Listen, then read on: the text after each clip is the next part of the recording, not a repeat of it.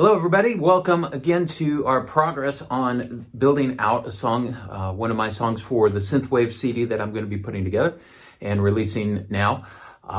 If you remember from the last video, we had started with the concept of taking a classical piece, in this case, Moonlight Sonata by Beethoven, looking at the chord progression and seeing how we can fuse that with a modern chord progression approach, some modern sounds and things like that, not to rearrange Moonlight Sonata, but instead to create something new out of it, to fuse it with something new.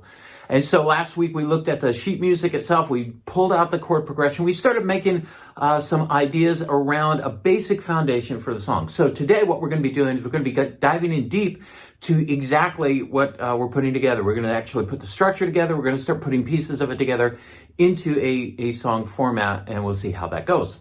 All right, so I've instigated our basic song. I've started putting up here in the top. I started inserting my markers. Now you may have a different way of putting it, but I mark where different parts of the song are so I can quickly move to it. If I want to record something on the intro, I can move to it, or a verse and so on.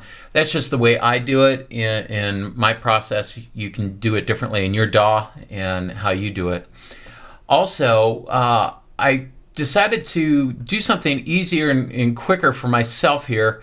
And what that is typically when I'm working with a sequenced drum patch or something that's moving a lot, it's hard to write with something like that because if I go in the middle of the phrase, it gets out of sync. So what I do is I just do a quick 1 or 2 bar recording of that whole track, the whole drum thing. Sounds like this. And so what I do with that is I record it and then I just put it in and I just call it drums for writing. And so I can write to it and then I take out the MIDI part and so I just copy and paste it, and that's all I've done here. I've done the same thing with the bass line that kind of came with that particular patch that sounded like this. And so you get the idea. So I do that ahead of time. And it's just kind of a scratch track that I'm using to write and create. Because like I said, sometimes, if I want to go in the middle of the phrase, it gets out of sync and that gets very frustrating to try and actually create something. So anytime you can get the technology out of the way of your creation process, that's a better thing. I'm going up here, I'm pulling up my Roland JV1010 sound module. I'm just choosing a patch here, pad patch. I'm just going to use it for the moment because I know I'm going to use the pad somewhere in this mix, but I'm just going to use it as a way of creating and writing some of my phrasing and what I'm going to be doing here. So let's go ahead and put this in. I'll use the count off. Here we go. And we're starting with C sharp minor.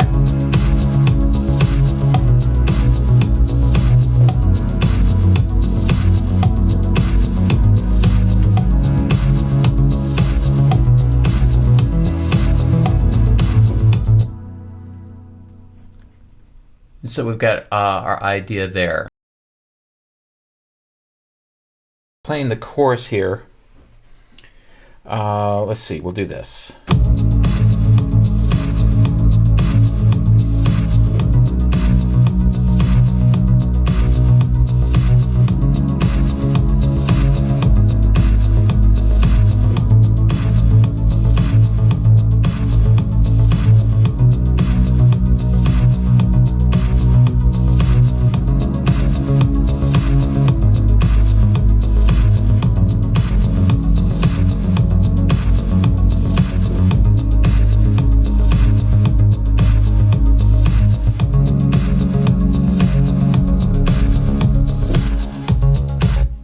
Okay, so what I did there, all right, that was okay.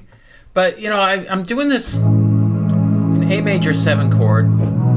Now, I'm keeping in mind the whole time that I'm going to have a lead line over it. So I'm thinking ahead in the arrangement. I'm thinking of what I want to play. But what if we tried something else, maybe something that moved a little bit more? So I've got this. What if, let's see. Maybe, okay.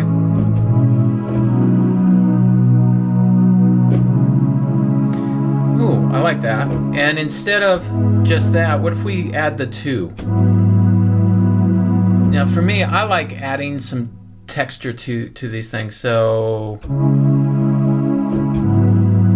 I like that. Okay, I'm gonna undo what I did before. I'm gonna go back to that chorus, line that up, and let's try it again, and let's try it with a new idea. Let's try that.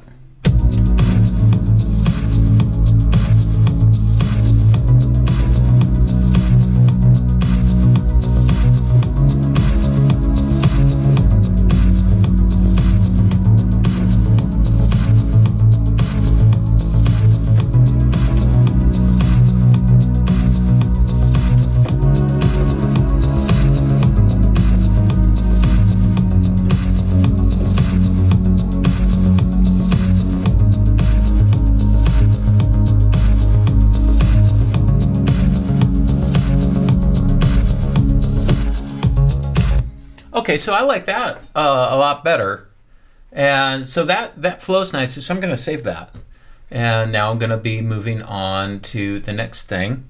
And since this is going to repeat, I'm probably just going to repeat that chorus again, and then we've got some bridges that I want to put in. I already know that I'm thinking based on the music of Moonlight Sonata, I want to put in some bridges, and we'll take a look at that in just a second. All right, so we've got the chorus down, and now I want to look at the bridge. And one of the passages in the Moonlight Sonata, the bridge, we took out the chords and got this.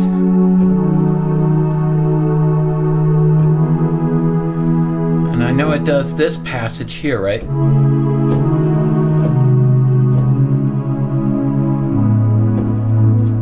does something like that. Let's see, what can we do with this? Let's. What if we did this?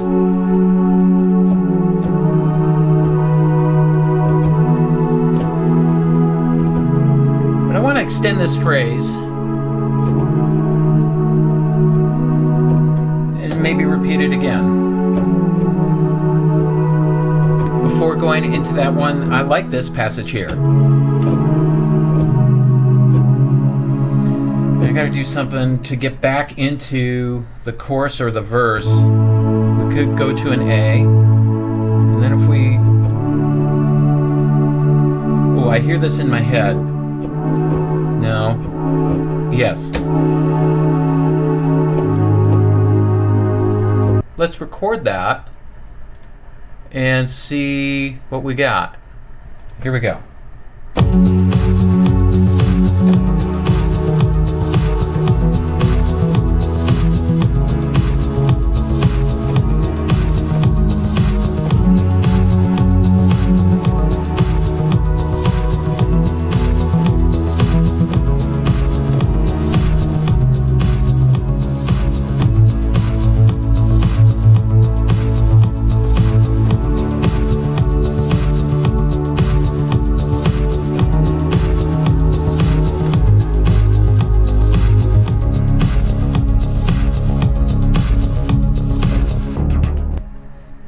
All right, so we've gotten our chorus done, we got our first bridge done. I want to do a second bridge coming out of this. Now in Moonlight Sonata, you got that nice movement of the bass, right? I believe it's in...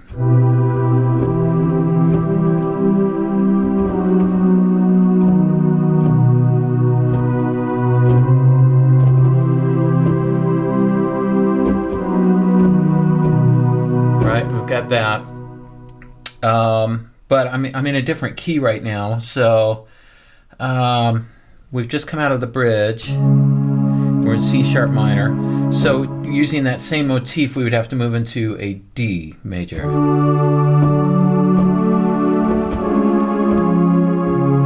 To the C sharp major. Okay, we could do that. And then going back to our music, transposing that to something like this. No, it doesn't work with the B, does it? There it is. It's that same idea again that we just ended with on that first bridge. Because we're going to go back into a verse here. I say we, I am, right? back into that verse. So that's a way that we can tie that in. Let's record that. Let's see what that sounds like. Let's move that there. And I've got a little bit of a different bass line. You'll hear that in a second. So the D. Here we go.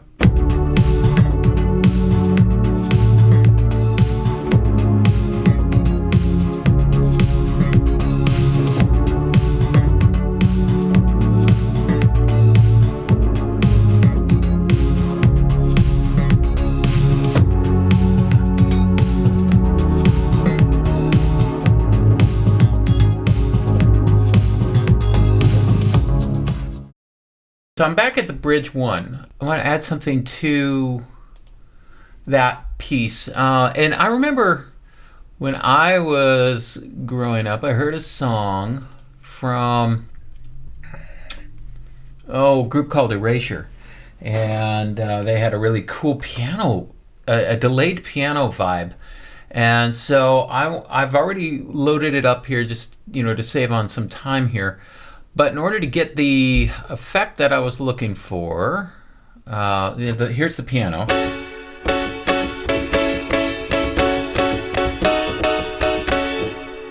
All right. And here's with the synced delay. Okay, it's just an eighth note ping pong delay. That's kind of cool. All right, so I've chosen that, and I've the original, I think, is down here, and I'm gonna pump that up so I hear it more. It's kind of like the Edge with his guitar, where he had that delay. The feedback was just as strong as the original signal, so you get a really cool effect. Here we go.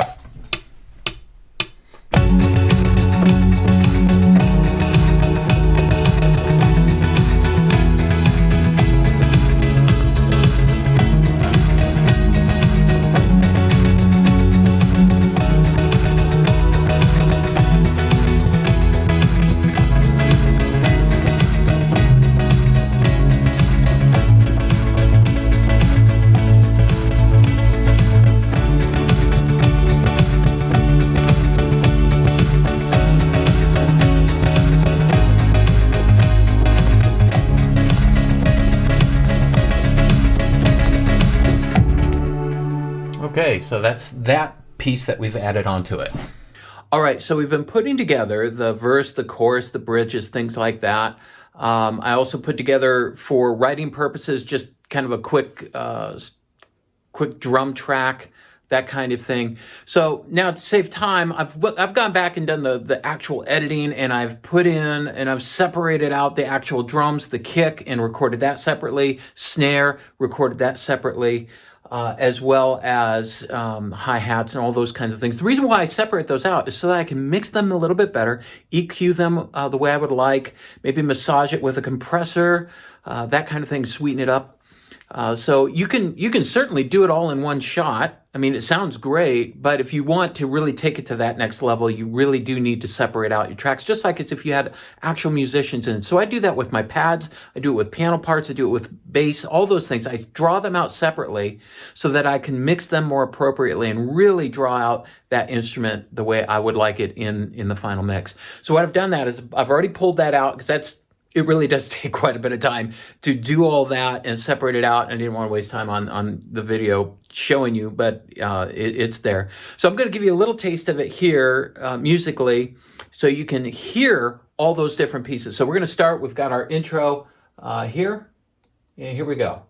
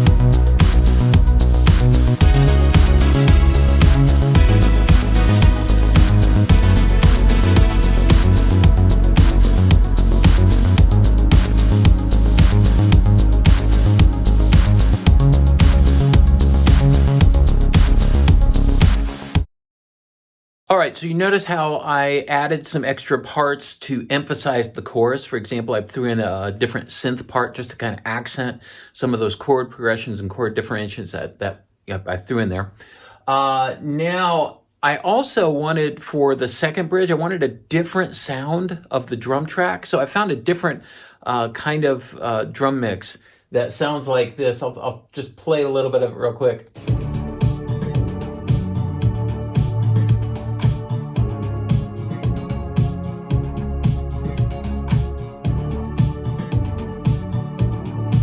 So you hear how that it's just different. And so what that does is it adds more interest in the arrangement. I talked about that in that first video. When you're arranging something, you definitely want to make sure that you're creating something a little bit different, some interest, so that the listener doesn't get fatigued, right? If it's just a wall of sound, our ears get fatigued with it and we lose interest pretty quick.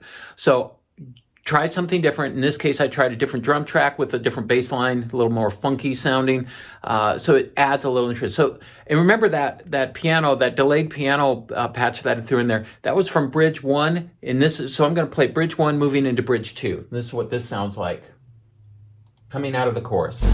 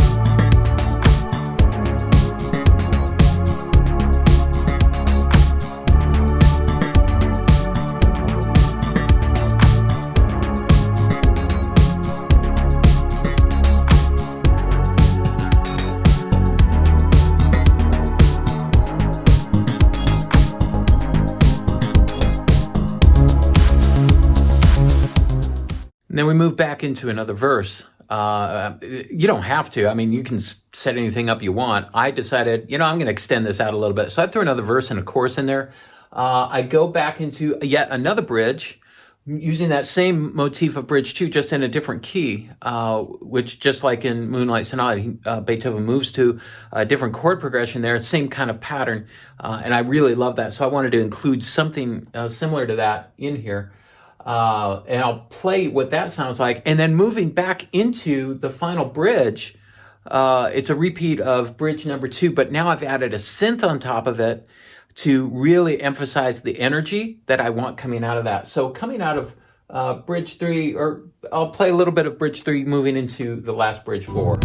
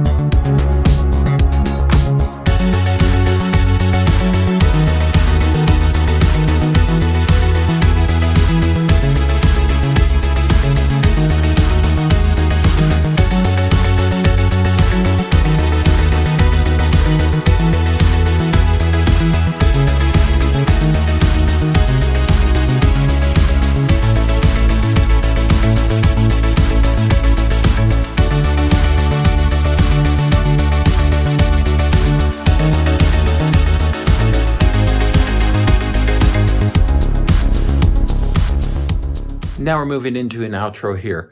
Now, all of this is not mixed, obviously, so there's parts that I'm going to want to emphasize, like the movement of the bass line in the bridge.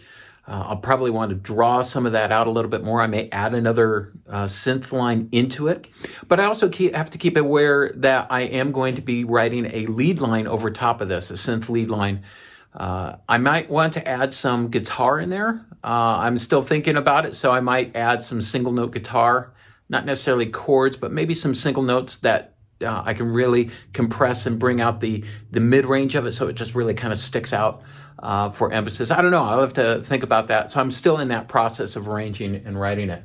So that's it for today on how we're still building this. We're building this out, and we've got all the pieces now. Now I'm starting to add some additional parts to it, right?